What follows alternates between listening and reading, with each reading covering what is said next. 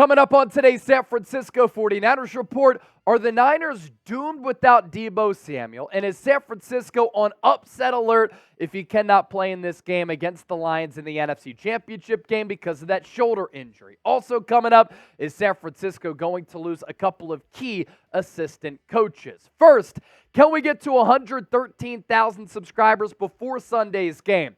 I think that we can get there because we're the largest independently run Niners channel on YouTube, but there are Niner fans worldwide who either haven't subscribed or haven't found us yet. So hit that sub button if you want daily coverage of this football team in season, off season. That's all informative, entertaining, and insightful. Let's get to the latest here on Deebo Samuel and lay the foundation for what we're talking about on the program here today. According to Adam Schefter, 50-50 on whether Deebo is going to play against Detroit. The good news is no fracture in his shoulder. Same shoulder that he injured earlier this year, which caused him to miss 3 weeks and a total of 2 games. But Kyle Shanahan did say, we're not really sure if he's going to be able to play because he's still in a lot of pain.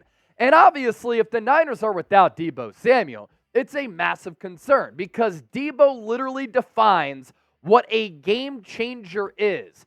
He's a uniquely gifted and built player who is a threat for a house call at any moment he gets his hands on the football. And the Detroit Lions are a very talented football team. If you want the Lions front for coverage this week, Detroit Lions Talk with Micro Mike, that's our Chat Sports Lions channel. You can go to see what he's saying on that front. But I'm telling you this right now, right here on the show, that the Lions can match the Niners with talent at many positions on the football field, especially their offensive unit against the Niners' offensive unit. And I think that this could be a shootout. And if the Niners are without Deebo Samuel, it's harder to keep up with Detroit in a shootout without a premier player who in 2021 was an All-Pro, and this year, when he's been on the field, has looked every bit of the All-Pro that he was a couple of years ago. As for what he brings to this offense, very unique versatility and a guy who can play in the slot. He can play X wide receiver. You can also line him up in the backfield at running back, and he's basically a shoo-in for 5-6 yards per carry anytime he carries the football. And then, since he's come into the league in 2019, he leads all NFL wide receivers in yards after the catch. And when Kyle Shanahan utilizes him in this offense, he knows that he can use Deebo on a variety of routes, as well as plays. We're talking crossers.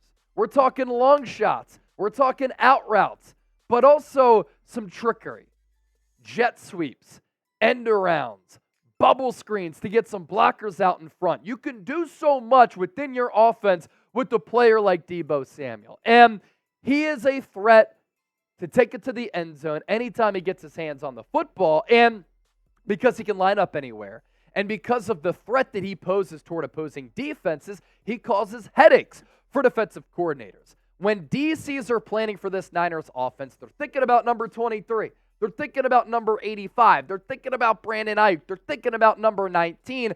And when he's on the field, he makes San Francisco even more incredibly deep than they already are. You look at what he's done over the last 4 years, this year, pretty solid season, 60 catches, almost 15 yards per catch, 37 carries, 6.1 yards per carry. Last year, he even admitted, wasn't a great year for Deebo Samuel because the contract situation kind of affected his play. He was a little bit out of shape. He looked slow. He looked sluggish. He didn't have that type of breakaway speed and the explosion that he had in 2021, which is what set him up for getting that bag when he reeled in 77 catches, 18 yards per catch, 59 carries, and 6.2 yards per catch in 2020. Injury-shortened season after a really good rookie campaign in 2019. The point here is that he's one of the more unique and gifted players in the National Football League. But some of the discourse that I've been seeing and some of the talk from some of these national media talking heads has gone a little bit too far. Stephen A. Smith saying the Detroit Lions are going to win this game if Deebo Samuel cannot play. Is it impossible for the Niners to win without Deebo? No. Yes, he makes this team more dangerous. Yes, he makes this team more multiple. but we're going to act like the Niners still aren't loaded? Brandon Ayuk this year was one of the best wide receivers in football. Career year with 75 catches, 1,300-plus yards, and 7 touchdowns. George Kittle had his first 1,000-yard season since 2019, as Brock Purdy was able to elevate both Ayuk and Kittle, and Kittle had 6 touchdowns this year. And then you have Christian McCaffrey. This isn't including what he does through the air, but on the ground, 272 carries, number 1 in the NFL, almost 1,500 rushing yards, number 1 in the NFL, 14 touchdowns, 21 for the season, and that tied Raheem Mostert for the most touchdowns for all non-quarterbacks in the National Football League. And you go back to what Stephen A. Smith said, the way that he's looking at all of you, that's kind of how I'm looking at Stephen A. Smith. Really? He said the San Francisco 49ers will not beat the Lions without Deebo Samuel. I don't believe that to be true. Here's what Stephen A. had to say precisely. The Niners are not beating the Detroit Lions without Deebo Samuel. I don't believe that for 1 second. I think they need Deebo to advance to get to the Super Bowl. You don't have a snowball's chance to beat Kansas City or Baltimore without Deebo, and I don't think Detroit either. Stephen A. Smith right there, pretty definitive. Now, I will say, Deebo understands what's at stake. He understands his meaning to this offense. Yes, he did injure that same shoulder earlier this year with the hairline fracture and missed 2 games. But we're talking about the Final Four, baby. We're talking about the NFC Championship game. Winner moving on to Super Bowl 58 in Las Vegas, where Niner fans, if San Francisco does advance, are going to take over Sin City. I don't think that Deebo is going to miss an opportunity to play in this game. And at the very least, can you use Deebo like the Packers used on Tavion Wicks, and you just use him as the motion man for him to at least pose a threat to the defense? I think that could be pretty smart. From one talking head in Stephen A. Smith to another in Colin Cowherd.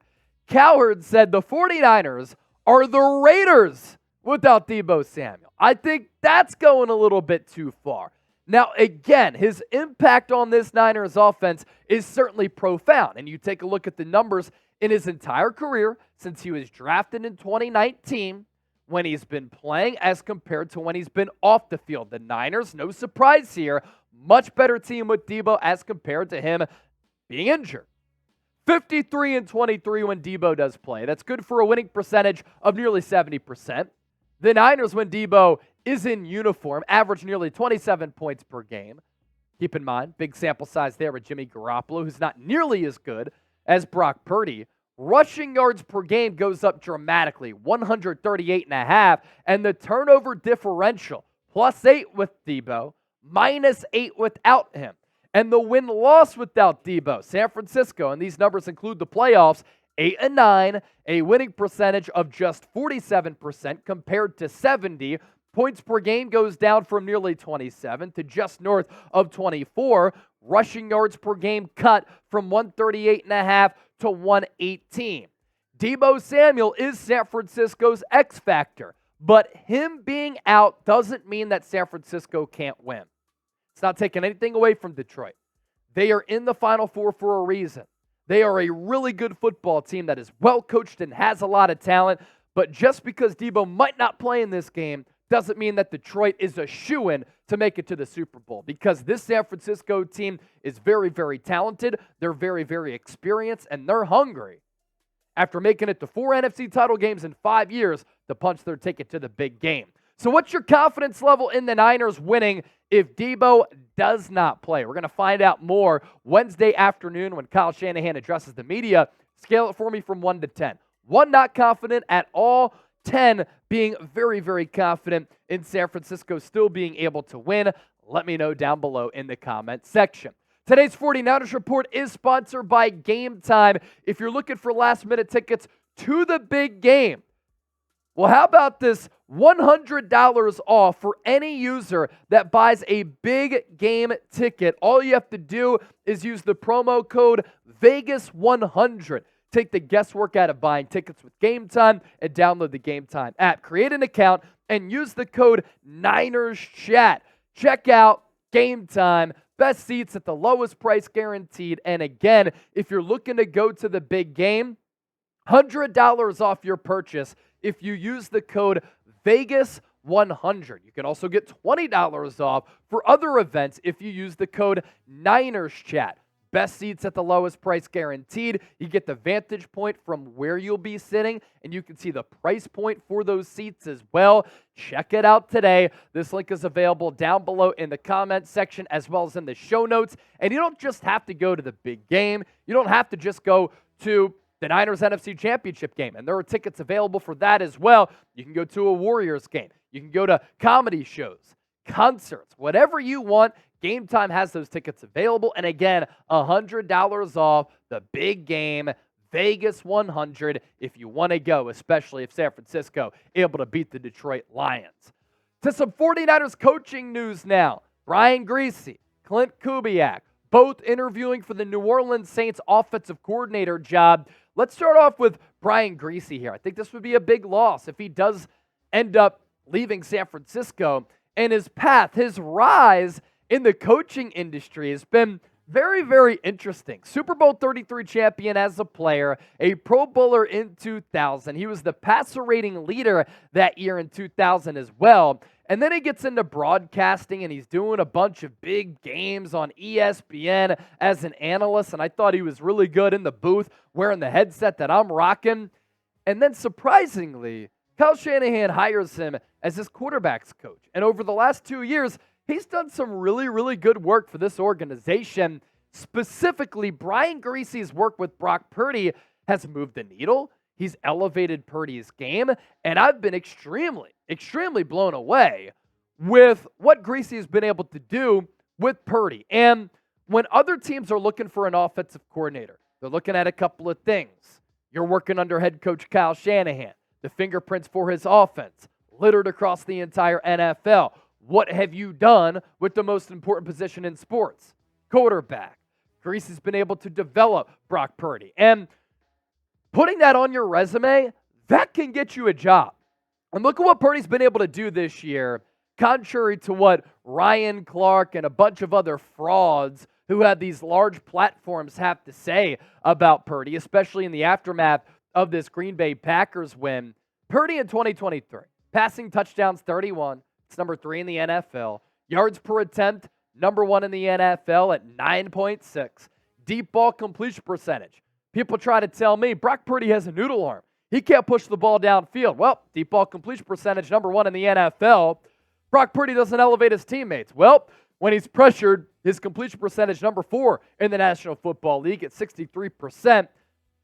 Brock Purdy, he's not clutch. He doesn't come through on big plays. Well, when the field gets condensed and the Niners are inside the red zone, his red zone completion percentage, number 2 in the NFL at 70.4%. So the accuracy, being able to diagnose what defenses do, that's clearly there as well. His true passer rating, also number 1 among all quarterbacks in the league at 113.4. QBR, number 1. EPA, number 1.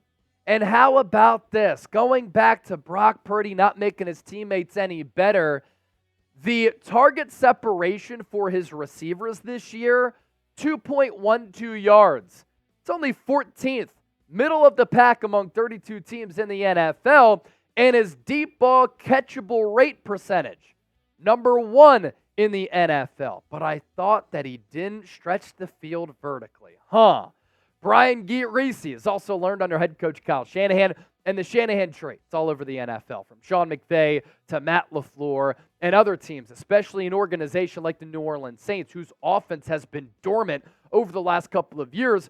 They're looking for that offense to have modern-day concepts, to have creativity, to have innovation, to have what the great teams have. And in this case, San Francisco having a diverse offensive attack, and then Griese, experience as a player, experience at quarterback. He succeeded at quarterback, so he sees the game from that lens, and now he's having success as a coach. It'll be interesting to see if he does end up leaving the San Francisco organization.